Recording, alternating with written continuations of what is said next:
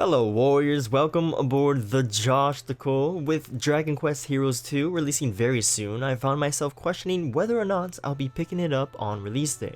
So naturally, as soon as the news of a free PS4 demo broke, I rushed on over to give it a spin. What follows are my overall thoughts of the demo through my experiences. By the very end of this video, I hope to reach a final verdict on the whole, is it good and should I buy this game? Question. I have an undying love for Koei Tecmo's Musou or Warriors video game series. Whenever Omega Force pumps out a new installment, I immediately pounce on it like a rage-induced hungry Lu-boo. And what do you know, here comes Dragon Quest Heroes 2 with its own JRPG elements mixed in with some good old Musou hack and slash goodness. First thing I noticed while playing was the atmosphere. While the graphics themselves are in no way, shape or form the platinum grade creme de la creme of the gaming industry, the art style itself is visually pleasing. The specific region in which the demo takes place is vibrant with its grassy plains, blue skies, and fantasy-inspired architecture. Then there's the music. There's no good way to actually explain in words how good the music is without sounding like an overdramatic idiot who yells out nothing but generic long words to sound smart. I'll save you the trouble. In short, it's just simply good. When you're running around the overworld, it's good. When you're having skirmishes with monsters or even fighting a boss, it's also good. Overall, at the basic human level of senses, my eyes and ears enjoyed every second of it.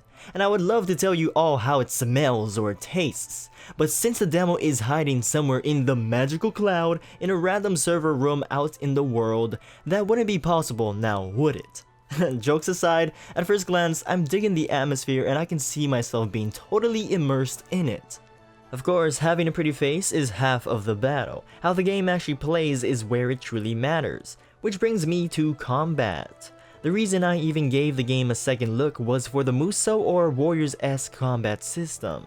In general, it controls like most Musou games. Several buttons are designated to attacks, with each one varying in strength. There's buttons for defensive or maneuvering options like blocking, jumping, and dodging. And as expected, you can't have a Warriors game without an all-powerful ultimate attack. Something I noticed is that compared to other Warriors games which are typically high energy and high speed, the combat in this demo felt just a tad slower paced. Though given the JRPG elements of Dragon Quest, it's really not that big of a deal. It isn't an inherently bad thing, just something I noticed as somebody who has played way too many Musou games. The absolute greatest thing about the combat is the ability to switch to another party member instantly. In a blink of an eye, you'll find yourself able to play as whoever you want, when you want. The 4 characters the demo lets you fool around with are unique in their own way and carry their own quirks.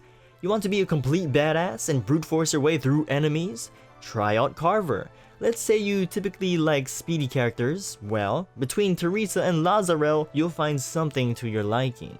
Or if you're like me and love fighting from afar, Maribel's your girl. There's a favorite character out there for everyone, and considering that there are a total of 15 playable characters in the base game, I can't help but feel excited and look forward to trying them all out. Another highlight of the combat are the use of spells and abilities. These attacks are an absolute joy to use and are your bread and butter. Each character has 4 readily available at all times as long as the character has enough MP at his or her disposal.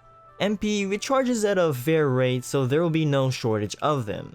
This is where I had the most fun in the demo. There's nothing as satisfying than using one of these to clear a horde of monsters or unleashing a flurry of these on bosses.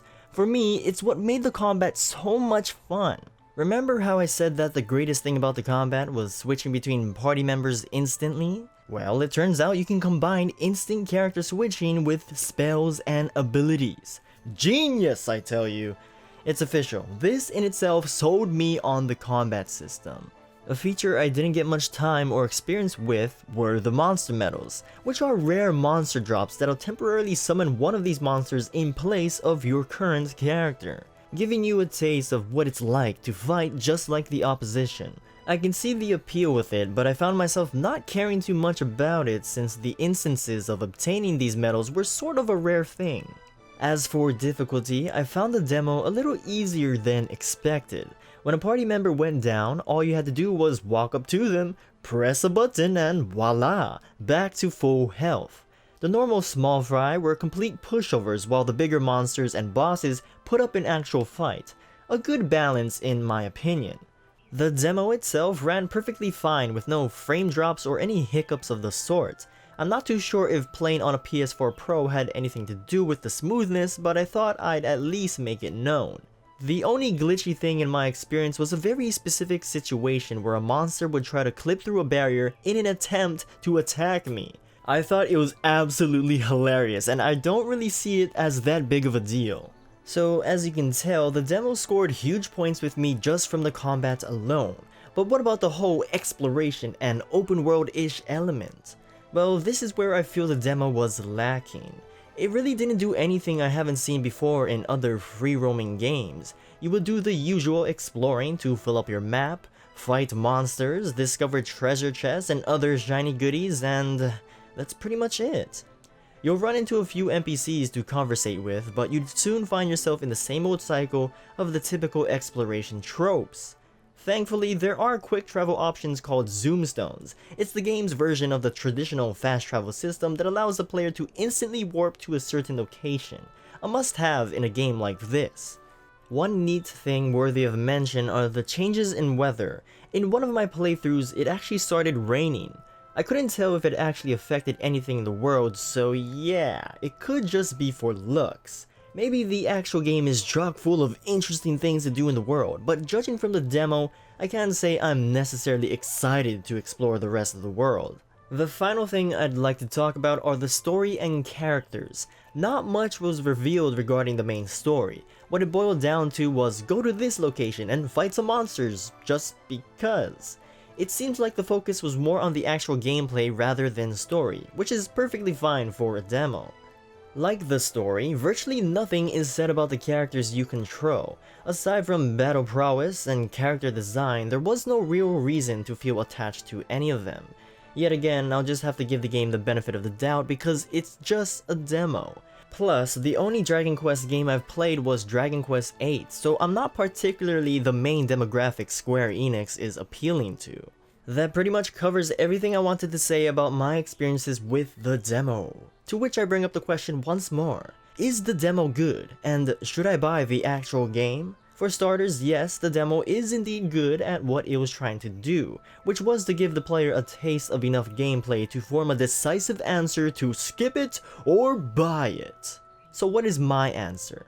Although I'm not too keen on its rather lacking open world aspect, the combat alone is why I can 100% say that I will pick up Dragon Quest Heroes 2. I may not buy it on release day, but I sure as hell refuse to skip out on this game. Now if only I had enough free time to go through my entire backlog of games, which includes the first Dragon Quest Heroes. Oh man, first world problems. But let me know if you guys have played the demo and whether or not you'll be buying the game. So that's going to wrap up today's video, so until the next batch of juicy info, stay tuned for more Musou greatness. I'm OhhhmyJosh, and remember, do not pursue Lu Boo.